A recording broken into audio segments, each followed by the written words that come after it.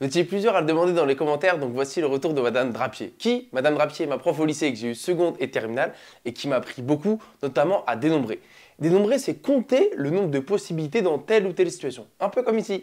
Tu devais compter en fait le nombre de podiums ou le nombre de tiercés possibles quand 20 chevaux participent à une course. Tu vois. Donc c'est un peu comme le principe du PMU, tu vois, quand tu comptes le nombre de tiercés dans l'ordre gagnant. Donc 20 chevaux font une course et moi je veux savoir en gros, pour les 3 premiers chevaux, il y a combien de possibilités? Et c'est là où Madame Drapier intervient. Parce qu'ici, il y a un ordre.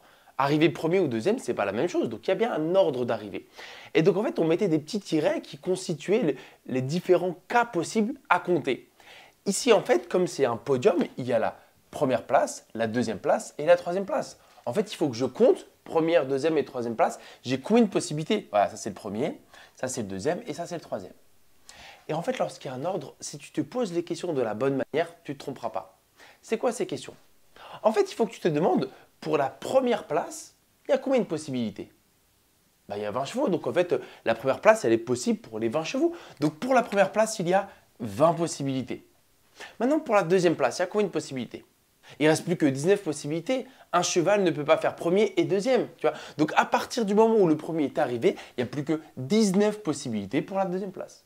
Et tu auras compris, pour la troisième place, combien de possibilités? Plus que 18. Parce qu'il y a 2 chevaux qui sont arrivés et donc il ne reste plus que 18 participants.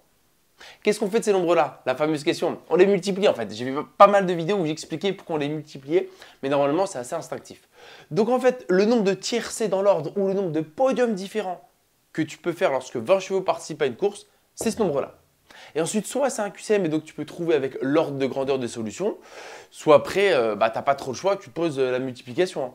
Comment on pourrait faire? Bon, déjà, on sait que le résultat se termine par 0. Ok? Parce que ce 0, il reste. Ensuite, ce qu'on pourrait faire, on pourrait faire 2 fois 19. 2 fois 19, 38. Donc déjà, en fait, ce calcul-là, c'est 380. Donc en fait, le résultat, c'est 380 fois 18. Ensuite, moi, je n'ai pas de technique particulière pour faire 380 fois 18. Si, on pourrait dire que 18, c'est 20 moins 2. Voilà, on pourrait faire ça. On le fait? On va dire OK.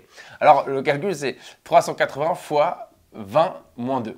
Donc, il reste à faire 380 fois 20 et ensuite 380 fois 2. Donc, ce calcul-là, 3 fois 38, 76. Donc, en fait, c'est 76 avec 2 zéros. Moins 2 fois 380. Donc, encore, on en vient. 2 fois 38, 76. En revanche, là, c'est juste 76 avec un 0. Donc, c'est 7600 moins 760. Bon, ça devient embêtant, je ne l'ai pas fait à la calculatrice avant. Donc, regarde, si tu enlèves 600, il ne reste que 7000. Mais toi, il faut que tu enlèves plus que 600. Il faut que tu enlèves 600 et encore 160. Donc, en fait, c'est 160 en dessous de 7000. Parce que 7100, d'abord, on l'a vu les 600, tu es tranquille, tu es à 7000. Et donc, ensuite, il reste 160. Donc, ce n'est pas 7000, c'est 6840. OK. Bon, voilà, pas plus vite, hein, avec la pression de la caméra quand même.